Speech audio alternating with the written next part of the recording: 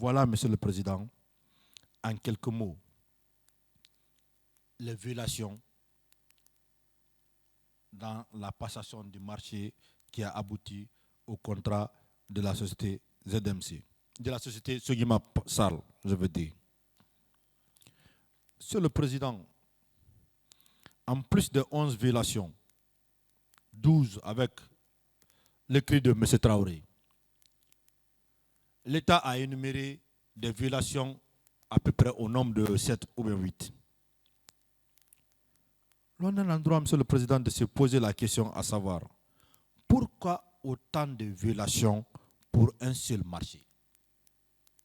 Pourquoi autant de violations pour un seul marché? C'est à croire que ce marché n'a pas suivi les règles de l'art. C'est à croire que les gens, ils ont attribué ce marché à la société Sogimap. Après, ils ont couru, ils sont allés s'enfermer dans un bureau pour rectifier le tir. En établissant à la va-vite. En établissant à la va-vite des actes.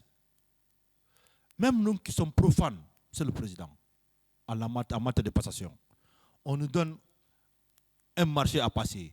Au vu de tous les textes que nous avons, au vu des personnes responsables, on ne peut pas commettre autant de violations. Même à mes petits frères de l'école primaire, on leur donne le livre. Tenez, suivez ce chemin. Voilà des personnes pour vous éviter de faire des erreurs. Ils se réunissent tous ensemble. Ils font ce marché. Ils ne peuvent pas commettre autant de violations. S'il y a eu autant de violations, Monsieur le Président, c'est qu'un but était recherché. C'était fait à dessein. C'était fait à dessein. À dessein, Monsieur le Président. Monsieur le Président, je vous ai dit que ma plaidoirie va s'appuyer également à définir les adressements juridiques sanctionnant les dites violations. Concernant la sanction des dites violations, Monsieur le Président, en plus de la nullité absolue, le législateur guinéen est allé un peu plus loin. Ce qu'il faut savoir, Monsieur le Président, et retenir, c'est que les règles de passation des marchés reposent sur des principes de concurrence, de liberté d'accès à la commande, d'égalité de traitement des candidats, d'économie et d'efficacité du processus d'acquisition et de transparence.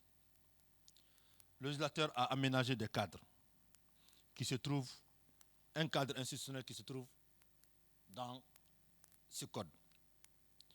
Pourquoi le cadre institutionnel, Monsieur le Président? Ils se sont dit, pour éviter une constatation frauduleuse, on va séparer la fonction de passation, la fonction de contrôle et la fonction de régulation des marchés publics. Ils l'ont consacré dans la loi. Ceux qui passent le marché ne sont pas ceux qui sont censés les contrôler. Ceux qui le contrôlent ne sont pas aussi ceux qui sont censés réguler.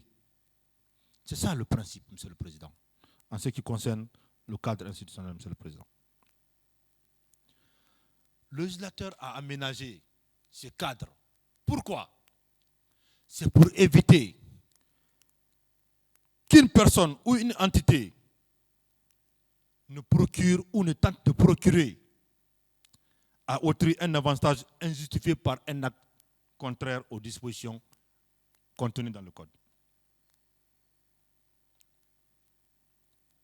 C'est pourquoi, Monsieur le Président, c'est pourquoi le législateur a aménagé cela. Parce que si nous passons au-delà de ça, ça veut tout simplement dire qu'on y est contraint. Si l'on n'y est pas contraint, on cherche un résultat. Si on ne cherche pas un résultat, on a déjà un résultat. Ce qui a amené le législateur, Monsieur le Président, à travers les dispositions de l'article 52 de la loi 041/2017 AN du 14 juillet 2007 portant prévention et détection et répression de la corruption et des infractions assimilées à dire ceci. Le fait pour une personne dépositaire de l'autorité publique ou chargée d'une mission de service public ou investie d'un mandat électif public ou exerçant les fonctions de représentant, administrateur ou agent de l'État, ce qui est le cas de M. Rémi Lama, d'une collectivité territoriale ou locale, d'un établissement public, d'une société d'économie mixte, ou par une personne agissant pour le compte de l'une de ces entités, de procurer ou tenter de procurer à autrui un dommage injustifié par un acte contraire aux dispositions législatives ou réglementaires ayant pour but de garantir la liberté d'accès et l'égalité des candidats dans les marchés publics et la délégation des services publics est assimilable à la corruption et punie comme telle. Le fait par une personne de tenter de procurer ou de tenter de procurer est assimilable à de la corruption. Le législateur a pensé a estimé que ce qu'il vient de dire là ne suffit pas seulement pour décourager les corrupteurs, Monsieur le Président. Il allait encore un peu plus loin. Dans l'alinéa 2 de l'article que je viens de citer, le législateur a dit la violation des règles de procédure prévues par le Code des marchés publics est assimilée à la corruption et punie comme telle. La violation des règles de procédure prévues par le Code des marchés publics. La répétition est pédagogique, Monsieur le Président. J'ai fait état de 12 violations.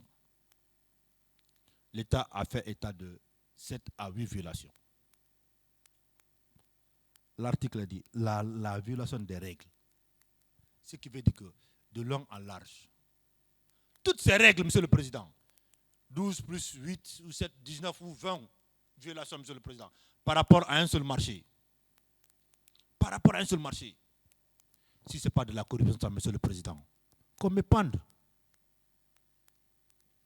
S'ils ne l'ont pas violé pour tenter de procurer ou de procurer à autrui un avantage, Monsieur le Président, qu'on me pende.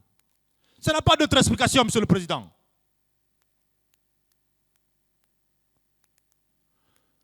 « 19 violations pour un seul marché, Monsieur le Président. 19 violations pour un seul marché. Pourquoi? La Guinée n'est pas un endroit où on pend. C'est juste une expression, Monsieur non, le Président. retirez ça. Je retire le mot, Monsieur le Président. La Guinée n'a même pas ce visage. Comme, Monsieur le Président, je retire ce que je viens de dire, Monsieur le Président. La justice guinéenne, elle est légaliste, elle est ferme sur les principes, mais elle n'est pas... elle n'a aucune propension même à de la violence. Merci bien. C'est de lapsus, Monsieur le Président, et de l'abus de langage. Allez-y, merci. Je m'en excuse, Monsieur le Président. Merci bien. Monsieur le Président, je disais 12 à 20 violations par rapport à un seul marché. Quand même. Ailleurs, on cherche la trace ou la tentative d'une seule violation. Nous avons chez nous, dans un seul contrat, dans un seul marché, répertorié 19 à 20 violations. Honnêtement. Honnêtement. Comment qualifier ces différentes violations? On n'a même pas assez fatigué. Le législateur guinéen l'a dit. La violation des règles de procédure est assimilée à de la corruption. Point barre. Monsieur le Président,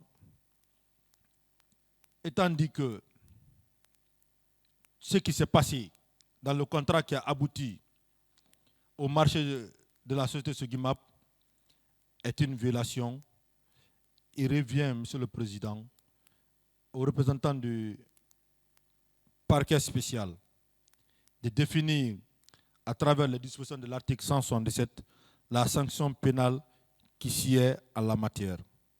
Nous, en ce qui nous concerne, partie civile, c'est démontrer effectivement que ces violations ont existé et démontrer que ces violations nous ont porté préjudice. Monsieur le Président, Maintenant, pour ne pas trop abuser de votre temps, je vais tenter de répliquer aux écritures déposées en faveur de M. En faveur du général Rémi Lama.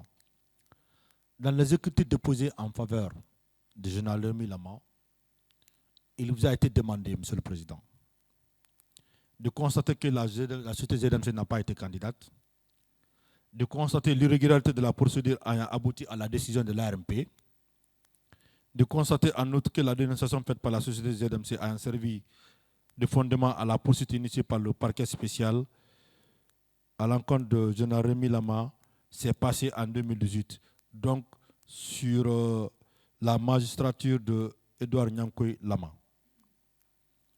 De constater enfin que le contrat de la société Sogimap et la convention de la société ZMC ont été passés sous l'emprise de l'ancienne loi. En conséquence, de déclarer la société ZMC irrécevable et l'État guinéen irrécevable en leur demande de constitution de partie civile. De déclarer inapplicable le nouveau code des marchés publics. Brièvement, Monsieur le Président. Il y a de ces demandes ici formulées. Je pense qu'elles sont forfaites, donc je ne vais pas les répondre. Monsieur le Président, le moyen tendant à déclarer la société ZMC irrécevable en sa demande, en sa constitution de partie civile, a été réglé par votre cour. À l'entame de la procédure, cette question a fait l'objet de débat et vous avez pris une décision en application de l'article 4 du Code de procédure pénale qui consiste à dire que toute personne lésée par une infraction est en droit de demander la réparation, peut se constituer partie civile pour en demander la réparation. Cela, c'est déjà réglé. Pour ce qui concerne l'application de l'ancien code, Monsieur le Président, je ne vais pas aller loin. Tout au long de cette procédure, vous nous avez enseigné l'expression latine qui consiste à dire que Iuria novit curia. La Cour connaît le droit. La Cour connaît le droit. Vous savez, mieux que moi, mieux que quiconque dans cette salle, au vu des violations démontrées par devant vous ici, et au vu des déclarations tenues à cette barre, au vu des pièces versées au dossier, quel est le texte applicable? Ça, on ne va pas vous l'apprendre et nous n'allons pas rentrer dans ce débat. Monsieur le Président, c'est une chance que nous ayons les amis de la presse ici. À cette occasion, il est important de rappeler que la corruption, Monsieur le Président, c'est un mal insidieux.